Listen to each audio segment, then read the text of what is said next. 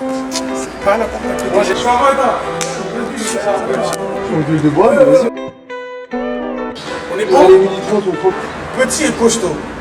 C'est ainsi qu'il décrira sa marque. Nous sommes partis à sa rencontre aujourd'hui et c'est tout de suite sur notre parti.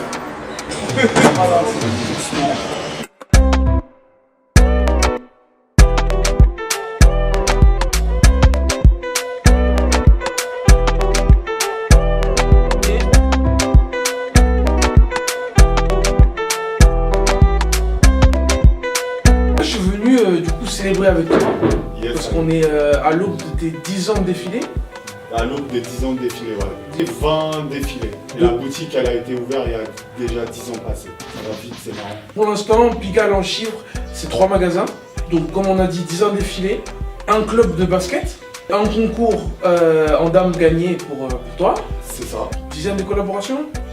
c'est ça. À peu près, je crois. J'ai pas compté. Est-ce que j'oublie des choses? Faites de la musique. Fais de la musique, ouais, il y en a eu beaucoup. Pigalle, c'est qu'un nom. Pigalle, c'est le quartier où je suis né, où ma mère, quand elle est venue d'ex-Yougoslavie, elle est venue, elle a travaillé, et habité dans cette zone-là. Donc, à la base, c'est qu'un nom d'un quartier dans lequel encore je vis. Je suis lié à Pigalle, le quartier comme ça, mais la marque, finalement, c'est plus Stéphane quand il s'agit du vêtement ou de la mise en scène que Pigalle. Peut-être qu'à l'avenir, je dissocierai un peu les deux. Tu vois, ça c'est le quartier et ça c'est une interprétation de cette personne. Il y a des jeunes qui font des choses, ils viennent de Pigalle, ils le font de façon différente. Les jeunes, ça représente quoi pour toi? Parce que tu as un rapport à la jeunesse qui est très fort. Tu en parles souvent, tu es souvent avec eux. Pourquoi tu as décidé de mettre en avant des jeunes, de donner à des jeunes des opportunités? Déjà à 17 ans, j'entraînais des jeunes. Et j'ai toujours aimé avoir ce rapport quelque part de partage aller-retour. J'ai l'impression d'être tellement proche, d'avoir vu plus ou moins, vécu les mêmes choses, être dans les mêmes collèges, etc. que ça me plaît. Ça, je parle vraiment pour le cœur. Après, la jeunesse en général, parce qu'il n'y a rien de mieux, parce que c'est du feu.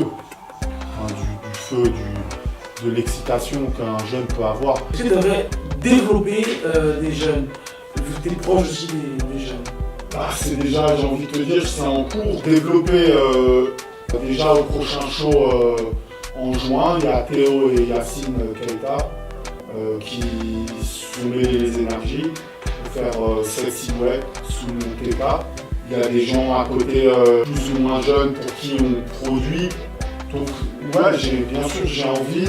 Maintenant ça demande du temps, ça demande de l'argent et il y a des périodes pour tout. Et je le ferai quoi qu'il en soit. Il y a une question qui est souvent revenue, c'est Pigalle, c'est toujours là? Ça, je sais pas trop quoi te dire. On est friand du nouveau. C'est plutôt la tendance actuelle. C'est quoi le nouveau? Il y a une nouvelle marque qui sort, on va regarder, on la met en lumière, check. Donc je pense que ça peut me faire un peu défaut. Maintenant, je fais pas ça pour les autres, je fais ça pour moi. Comme je fais pas du vêtement pour en faire un produit, mais pour plutôt créer une histoire, par la force des choses, ça me détache un tout petit peu maintenant parce que j'ai l'impression que tout le monde fait des produits, on a l'air du produit plus que jamais. Et avant, quand on voyait des gens comme Hussein Chalayan, Thierry Mugler, Malaya, etc., je ne me compare pas du tout à ça, mais j'avais l'impression qu'ils faisaient du vêtement déjà extrêmement haut de gamme, mais qu'il y avait un peu plus de la réflexion et l'investissement qui venait de là, prenait plus de temps. Et c'est pas juste une idée, je le fais, hop, boum, boum, boum, boum. Je me base pas sur vouloir mettre des feux d'artifice aux gens. S'ils pensent que c'est fini, ça les regarde. La boutique elle est là, les gens qui continuent à venir, le terrain de basket qui est un des endroits les plus visités de la ville. Ça veut dire quoi être présent sur Instagram? Oui, j'ai pas envie de vivre sur Instagram. Quand j'ai démarré Pigalle, la force que je trouvais que j'avais, c'était le bouche à oreille. Tu viens voir ce qui se fait, mais tu ne dépends pas du nombre de parutions ou du nombre de reposts de ton produit. Non, t'as raison. C'est un choix comme un autre. J'aimais bien jusqu'à là l'information d'Instagram. Maintenant, d'en avoir trop, je trouve que c'est pas sain. Et même si elle est hyper bonne, franchement, tu sais, Instagram c'est comme un festin en fait de homard, de huile, de caviar, de merde et de plein de choses. La seule chose c'est que quand tu manges tout ça là, bah, à un moment donné t'as une indigestion. Même si tu manges des trucs de la meilleure qualité possible, t'as une indigestion. Tu manges le meilleur caramel avec une huître. Comment tu veux que ton estomac il comprenne? C'est pareil avec la tête. La réussite est basée sur le projet que tu proposes. Ça fait longtemps que je suis là, comme tu as dit, c'est des vagues, il y a plein de choses qui vont arriver. Ceux qui pensent que je suis out, qui viennent me voir déjà. Je pourrais leur dire que vous venez me voir. Non, c'est vrai, vous venez voir mon travail, essayez de comprendre, et si vous voyez, après vous jugez. Mais ne jugez pas à base de le gars ne s'est pas fait reposter, parce que je ne vais pas envoyer des vêtements aux gens connus pour être postés. Je voulais monter une structure un peu comme une boulangerie familiale. Ouais. Qui n'a pas besoin et qui ne pourra pas vendre trop de pain ni de pâtisserie. Je ne pourrai pas. Parce que je n'ai pas la structure pour, parce que je n'ai pas envie. Donc, je ne vais pas essayer de surcommuniquer sur mon projet que je n'ai pas après des camions entiers de baguettes à fondre. J'ai pas. Et ça va comme ça. Et quand les gens ils viennent dans ma boutique, ils prennent plaisir parce qu'ils se déplacent, ils viennent là, les produits sont pas ailleurs, ils vont sur le terrain, ils vont à Montmartre, il y a une belle place en face, ils prennent un café. Moi, quand je voyage, c'est comme ça que j'ai envie de voir une boutique. C'est pathétique. Regarde les marques, tu vas dans les pays, dans tous les malls, les fins fonds de villes, je ne sais où, ont le même produit qu'à Paris, qu'à New York, que ça, etc. C'est de la mondialisation, ça, c'est pas... C'est pas quelque chose que je veux pas faire partie. Non, je ne veux pas faire partie de ça. En Même termes, si je respecte beaucoup, et que quand j'ai fait des collabs que je vais avoir encore, j'apprécie quand de par moment ça m'arrive. C'est agréable, mais c'est pas ce qui me définit, ça se voit à l'endroit. Je suis extrêmement fier, je ne suis jamais compromis. Jamais. J'ai jamais vendu à d'autres boutiques. J'ai toujours dit je veux être petit mais costaud, je veux être une boulangerie familiale, je veux pas vendre aux autres, je veux pas compromettre mon prix aux dépens des matières de qualité et je veux pas prétendre être une grande maison qui peut vendre un manteau de 3 000 €. Et effectivement, être considéré comme quelque chose un peu hype, je peux trouver ça péjoratif par moment et ça m'intéresse pas. Même si être hype a aussi plein de bons côtés. est-ce que tu t'associes quand même très peu, enfin, avec les grandes marques, genre G-Shock, Rétro Super Futur, Mr Porter. Ouais. Bah eux c'est des petites occasions très précises qui sont liées à un défilé. Après j'ai eu des vrais collaborateurs comme Nike qui est extrêmement loyal. On peut s'attendre à une... Ouais.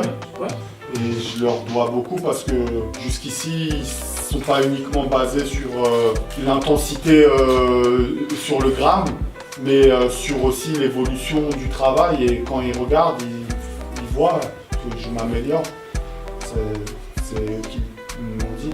Et donc ils respectent ça, et donc ils respectent le chemin, ils respectent qu'il y a des structures qui veulent rester petits mais costauds. Et donc voilà, j'espère que ça peut être une bonne leçon aussi pour la jeunesse. Qu'ils n'ont pas besoin de chercher à faire gros, on est partout, c'est ça la réussite, c'est pas ça la réussite. Pigalle voit les gens associent beaucoup Pigalle et Rocky. You could call me Billy Gates, got a crib in every state. Man on the moon, got a condo out of space. Est-ce que ça t'a dérangé ou est-ce que tu t'as accepté ou est-ce que... Les deux.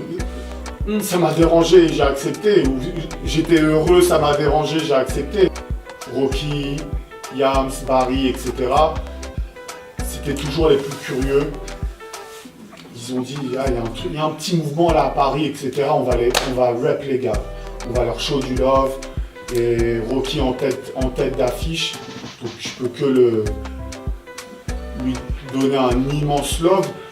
Sauf que, en fait, c'est comme si ça a mis la lumière sur un seul truc à un moment donné, c'était un box logo, un t-shirt, et que moi je travaillais pour essayer de démarrer une carrière liée à la création pure, un peu plus couture, etc. Et donc pendant une bonne période, ça a énormément mis la lumière là-dessus. Que si tu regardes mon premier défilé qui était avant Croquis mette le t-shirt, il n'y a pas un seul t-shirt dans le défilé. C'est que j'avais une seule matière et des broderies un peu inspirées des pays de l'Est. J'étais complètement novice. C'était particulier, mais au lieu de foncer, de dire ok, il y a Rocky, je vais vendre dans toutes les boutiques, allez, let's go, jackpot, j'ai step back. Et ça, pour le coup, je suis content. Avec toutes tes idées, tout ce que tu fais, est-ce que tu te vois comme un créateur de vêtements? Est-ce que tu te vois comme un artiste ou plus? Est-ce que tu te vois comme... J'allais te poser la question, est-ce que tu te vois comme un businessman? Mais je suis pas sûr. Les choix que tu entreprends, tu puisses vraiment te considérer comme un businessman parce que tu as très peu de wholesale. La quantité, le e-shop, c'est des choses que tu ne fais pas. C'est une bonne question parce que je me la pose souvent. Et l'entrepreneuriat en tant que tel, quand il est créatif, il me plaît. En fait, j'ai remarqué dès que c'est un peu créatif, même avec les chiffres, ça peut être créatif à un moment ou à un autre. D'être entrepreneur, créateur, etc., tout ça lié en même temps, c'est beaucoup de travail. Donc au choix, je préfère mettre de l'énergie dans la mise en scène d'un défilé où je vais avoir mes personnages, ma musique, etc. Donc, je pense pas que je peux me considérer comme un businessman. J'aurais été plus riche parce que je pouvais capitaliser. Je pense que j'aurais pu être millionnaire avec Pigalle assez facilement. C'est pas le cas? Millionnaire? En chiffre d'affaires, j'ai lu... Ah oui, sûrement, à la fin, oui, j'ai fait des millions, mais les millions que j'ai fait, j'ai dû en les dépenser plus. Et puis me voilà là dans cet atelier, etc. Enfin, je fais 1 euro, j'en dépense 2. J'aime pas trop les signes de richesse, comme des voitures ou une grosse montre. J'aime bien les petits bijoux, etc. comme ça. Et moi, le luxe, c'est juste, c'est d'être libre, voyager, bien manger, prendre un taxi si vraiment j'ai envie de prendre un taxi. Maintenant, ce serait bien que si je fonde une famille, je puisse acheter une belle maison. En tant que créateur, tu te sens underrated? Underrated. Underrated, baby. Big time underrated. T'es l'un des seuls créateurs, enfin j'en connais pas beaucoup, qui utilise Vimeo. Et je vais souvent sur ton Vimeo, tu vois. Bon, tu poses plus depuis pas mal de temps, tu vois. Ouais, mais ça va arriver. Les gens, je pense qu'ils seraient vraiment impressionnés de voir ce que tu faisais. Parce que tu avais fait un court-métrage sur Paris. Réalisé par Nicolas Peduzzi, qui est un ami d'enfance avec Paul Ami dedans. Il y avait déjà les petits... C'est ça, et cadeaux, ça s'appelle. Exactement. Ouais. C'est pour ça que je te dis que tu te focuses souvent sur le fait que les gens voient ABC. Parce que quand tu dis ABC, on n'a pas l'occasion de tomber sur une vidéo comme Mikado sur Vimeo. Donc peut-être que c'est bien parce que les gens ils comprennent de la bonne façon, mais en même temps, les gens ils manquent d'informations sur la marque. Et ce qui fait que sur internet et surtout, il y a des faux jugements de Pigalle. Ouais, c'est vrai. Ça, je peux que te l'accorder. Ça, je pense que c'était une des plus grosses mistakes que j'ai fait, c'était de jamais avoir un site internet qui répertoriait mon travail comme il faut, etc. Bon, avec Instagram, ça a aidé un peu, mais ça suffit pas et le téléphone n'est pas un format pour regarder des vidéos. C'est pas bon. Bon, on a d'énergie de projet. Quand est-ce qu'on peut s'attendre à la sortie de Sound of Paris? Écoute, Sound of Paris, c'est un projet qui était venu naturellement. C'était comment mettre des gens à Paris qui font des choses que j'écoute moi ici, essayer de les réunir et de faire un son. On est parti avec Bizarre, on a loué une maison pendant 1 mois.